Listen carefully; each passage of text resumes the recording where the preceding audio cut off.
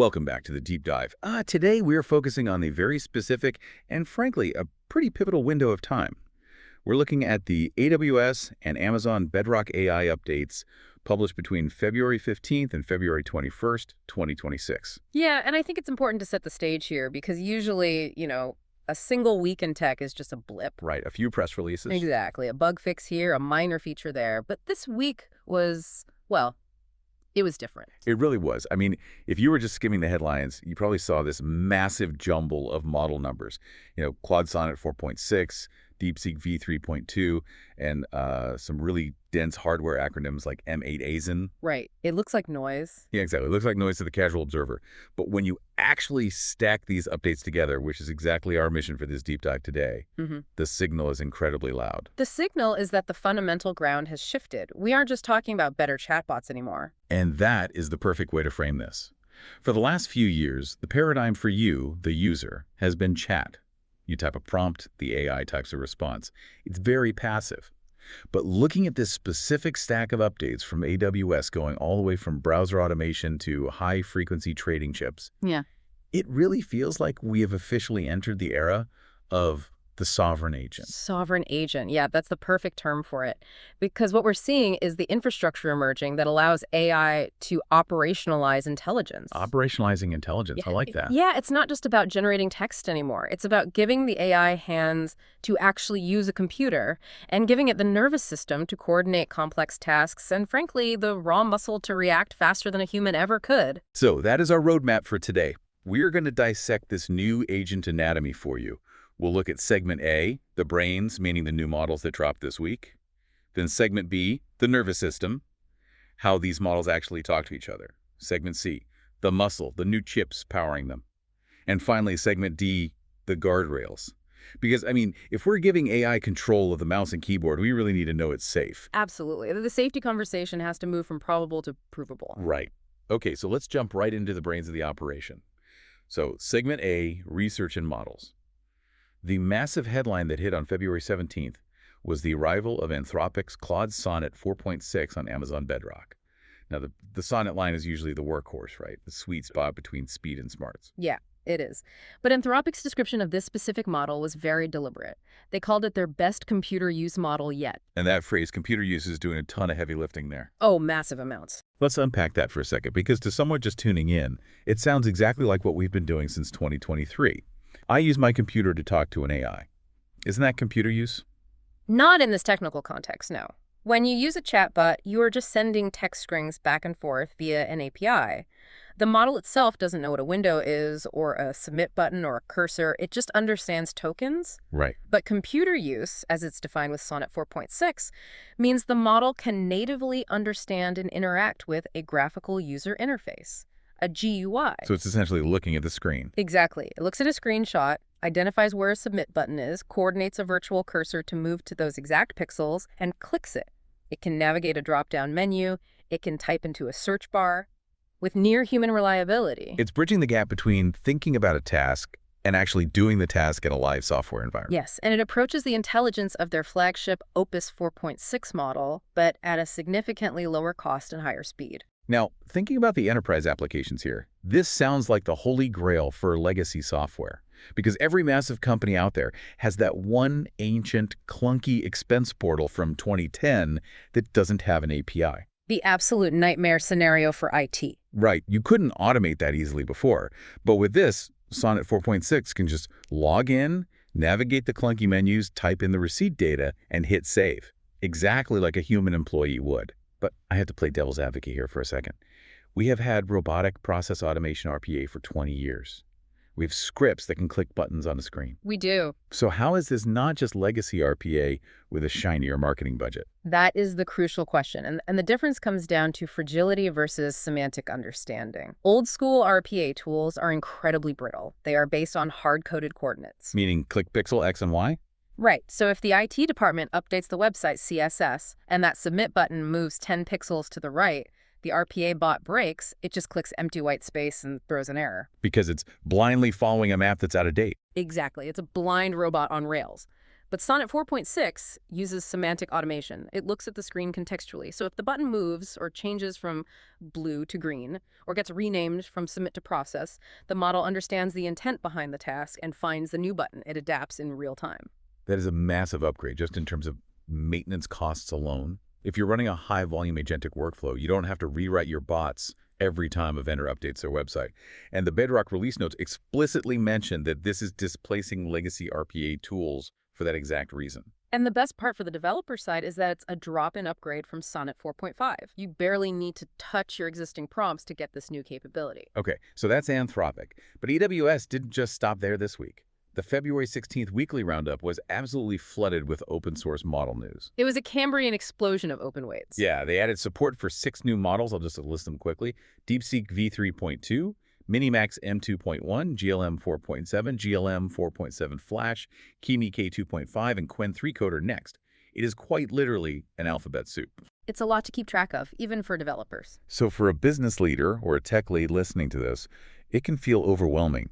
Why do we need 6 more models on Bedrock? Can you help us categorize these? Like, why would I pick Kimi over Claude, for instance? It all comes down to specialization.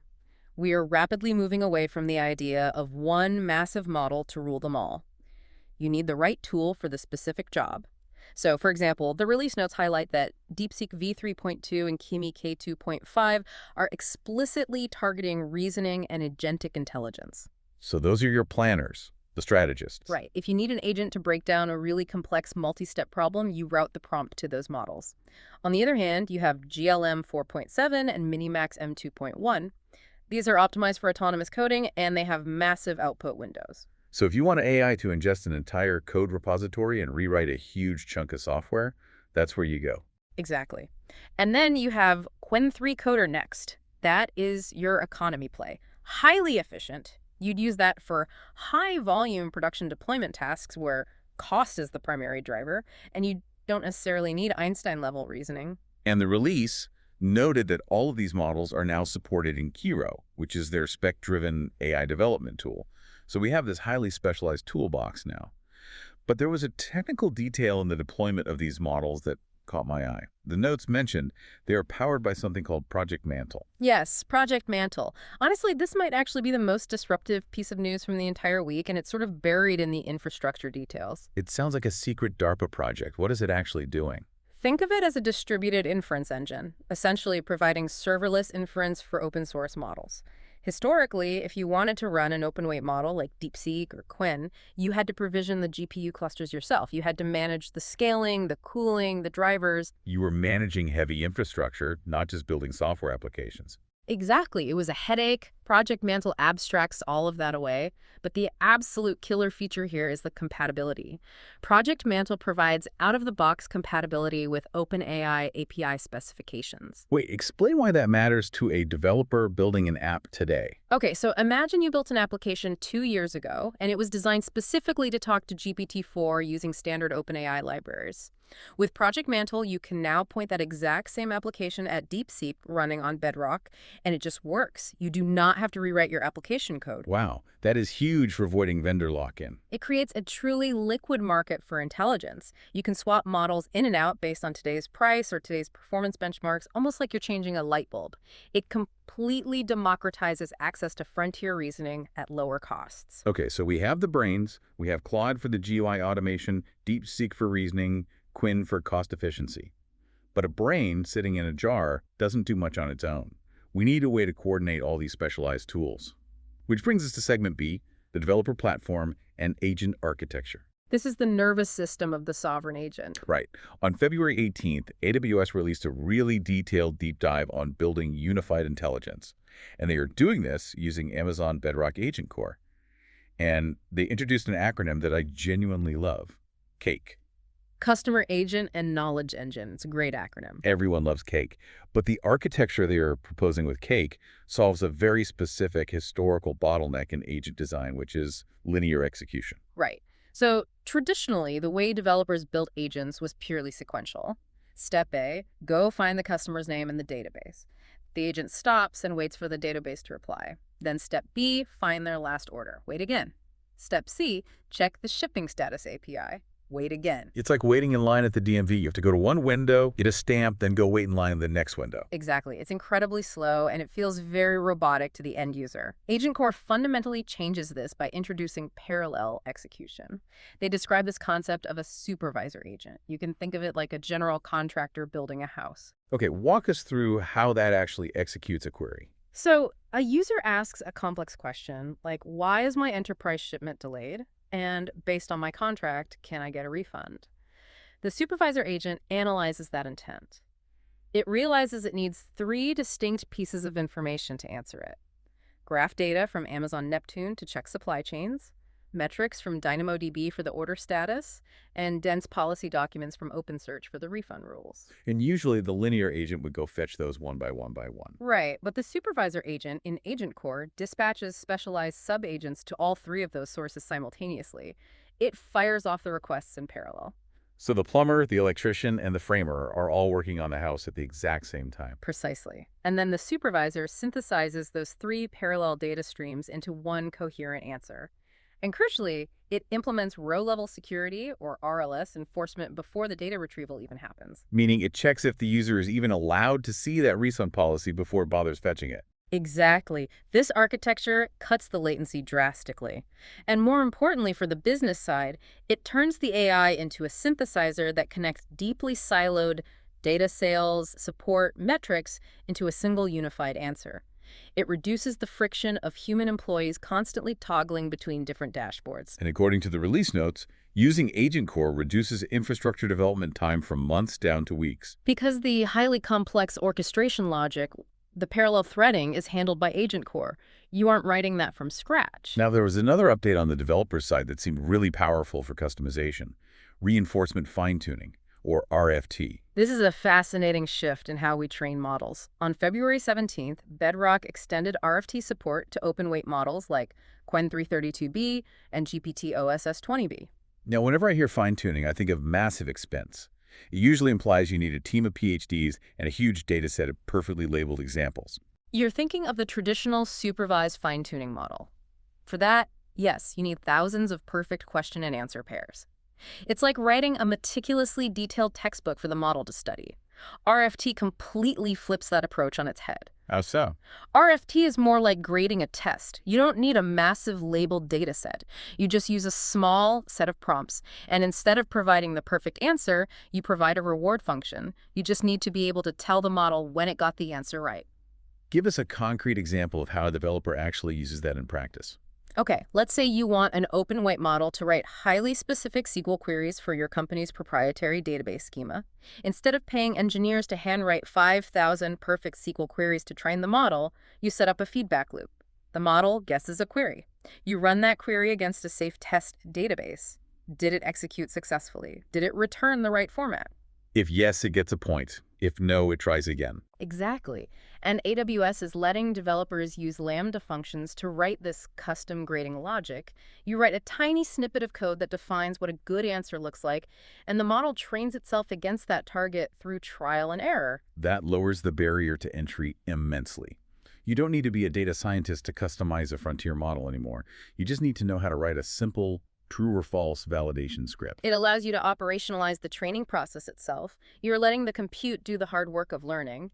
And it launches with those OpenAI-compatible APIs we mentioned earlier for both fine-tuning and inference. Speaking of compute, that transitions us perfectly into Segment C chips and infrastructure. Because all these parallel sub-agents and RFT training loops need raw power. And while the entire tech world is utterly obsessed with GPUs right now, AWS announced something really interesting on the CPU front this week. Yeah, the Amazon EC2 M&Zen instances, they hit general availability around February 16th. M80Zen, it's a mouthful. But the hardware specs here are actually wild. These are absolute beasts. They are powered by 5th-gen AMD EPYC processors, and they run at up to 5 GHz. That is the highest CPU frequency available anywhere in the cloud today. Okay, help the listener out here. We just spent 20 minutes talking about massive AI models. Yeah. Everyone knows that AI runs on GPUs, NVIDIA H100s, AWS Trainium chips. Why do we care about a 5 GHz CPU? It's a really common misconception that GPUs do everything. GPUs are absolutely essential for training building the neural network, and they're great for batch inference, like generating 1,000 images at once. But for live, interactive agents, latency is everything. And inference often relies heavily on CPUs for data preprocessing and real-time responsiveness. So a GPU is a freight train, but a CPU is a sports car. Right. An agent often has to do a lot of sequential logic. It has to parse a massive JSON file, make a rapid routing decision, or execute a high-frequency stock trade. These are single-threaded tasks. So having a massive cluster of GPUs doesn't actually help you if the bottleneck is a single decision thread waiting on a slow CPU to parse some text. Exactly. If you have an autonomous agent trading equities or managing a real-time cybersecurity defense protocol, you cannot afford processing lag. Latency literally costs money. These new M8 Azure instances offer up to 2x the compute performance and 4.3x higher memory bandwidth compared to the previous M5 Zen generation, plus a 10x larger L3 cache. It's the fast twitch muscle fiber for the sovereign agent. That's exactly what it is. The GPU is the heavy lifter, but the M8 Azure is the sprinter. You need both to build a system that acts on the real world in real time. Okay, so let's recap where we are. We have the brains with Sonnet 4.6 and DeepSeek. We have the nervous system with AgentCore routing tasks. And we have the muscle with the 5 GHz M8 Azure instances. But if we're giving these autonomous agents direct control over our browsers, our databases, and our financial systems, we desperately need to talk about safety.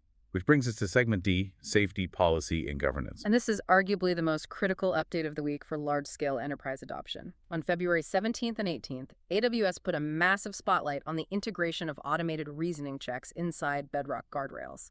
And this is powered by an open source tool called CVC5, right? Yes, CVC5. This technology actually originated from a deep collaboration between Amazon scientists and Stanford University. So what makes automated reasoning fundamentally different from just, asking the AI to be safe or using a secondary AI to filter the first AI's outputs? It is the fundamental difference between probability and proof. Okay, go on. Most AI safety mechanisms today are probabilistic. You ask a large language model, is this generated response toxic or does it leak data? The LLM analyzes it and basically says there is a 99.9% chance it is safe, which is good, but it is not a guarantee.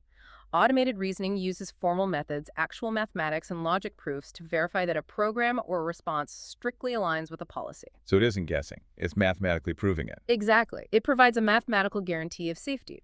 For example, you can use it to mathematically prove that a specific agent can never, under any circumstances, access data tagged top secret unless the user has level 5 clearance.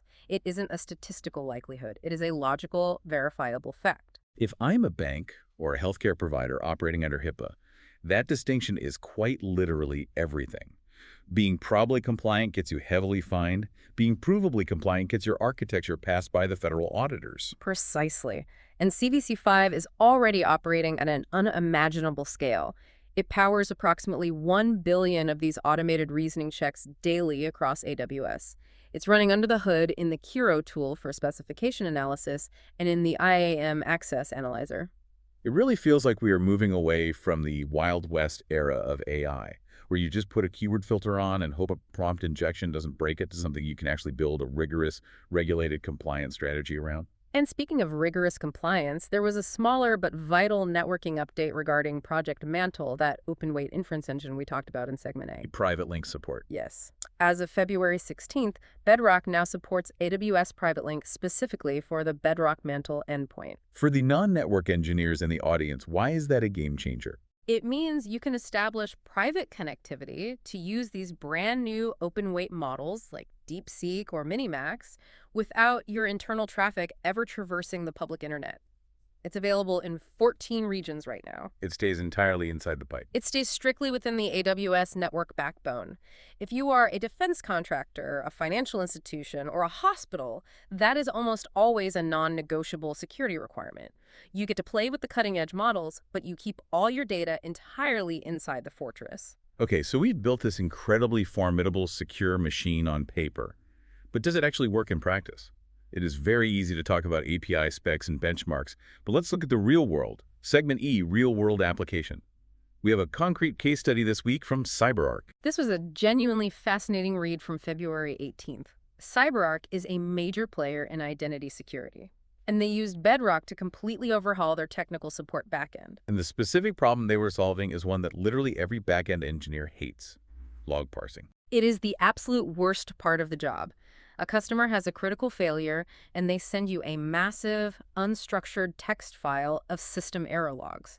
It's incredibly messy, and every single customer's format is slightly different. It's like trying to read the Matrix code, but incredibly boring. Exactly. Manual parsing used to take their engineering team days. They were just staring at text files, writing manual scripts, trying to figure out what went wrong. So how do they apply Bedrock to fix this? They used Bedrock to analyze the file schemas dynamically. And interestingly, the source text for this case study specifically cites Claude 3.7 Sonnet as the model they deployed for this. Claude 3.7. That implies they were building and deploying this solution just before the 4.6 drop we discussed at the top of the show. Right, which really highlights just how fast this entire field is moving. But even using the previous generation model, the results were stunning. The AI looks at this messy, unstructured log file and figures out the underlying structure. It reads the mess and understands the pattern. And here is where the agentic aspect comes in. It doesn't just summarize the log, it automatically generates the grok patterns. For listeners who might not be deep in the weeds, grok patterns are basically the complex logic or code used to parse those logs into usable data tables, right? Yes, it's akin to writing incredibly complex regular expressions. Writing them by hand is highly prone to human error and takes forever, but the AI writes the parsing logic itself. Then, AWS Fargate orchestrates the entire flow, and the neatly parsed data lands in Apache Iceberg tables for querying. So the AI isn't just acting as a chat interface. It is actually doing the back-end engineering work to ingest the log. It writes the code that solves the parsing problem. Correct. And the business result. They reduced log onboarding time from days down to minutes, and they saw a 4x increase in the number of support cases resolved per day. A 4x productivity gain. That is massive. It validates everything we've been discussing today. This isn't a chatbot talking to a frustrated customer. This is a sovereign agent doing the tedious back-end grunt work, the coding, the parsing, so the human security experts can actually focus on solving the root security problem. It's a perfect, tangible example of the sovereign agent in action. It really is the realization of the promise. So, pulling this all together for our final synthesis, what does this specific week, from February 15th to the 21st, actually tell us? I think it tells us that AWS is actively building an ecosystem where the human is no longer the operational bottleneck. They aren't just handing developers a smart model and wishing them luck. They have systematically lined up all the necessary pieces. You have Claude Sonnet 4.6 and DeepSeek acting as the brains that can navigate screens and reason through problems. You have Project Mantle acting as the accessible open source engine. You have AgentCore and Cake allowing them to multitask in parallel. You have the M8 Avs chips giving them reflex speed. And you have automated reasoning keeping them from going rogue. It really feels like the complete end-to-end package for building software that runs autonomously. It does. We are rapidly approaching a tipping point where the human in the loop fundamentally changes roles. You aren't the doer anymore. You aren't even really the editor. You become the supervisor. You set the high-level goal, you define the reward function, and you watch the dashboard while the agents execute. And that leads perfectly to my final thought for everyone listening today. If models like Claude Sonnet 4.6 can now reliably use computers if they can click buttons, navigate complex browsers, and fill out forms on our own, and tools like AgentCore can coordinate an entire team of them in parallel, well, are your internal enterprise workflows actually ready for a new colleague that runs at 5 gigahertz? That is exactly the question every leader needs to ask themselves this week. Thanks for diving deep with us. We will catch you on the next one.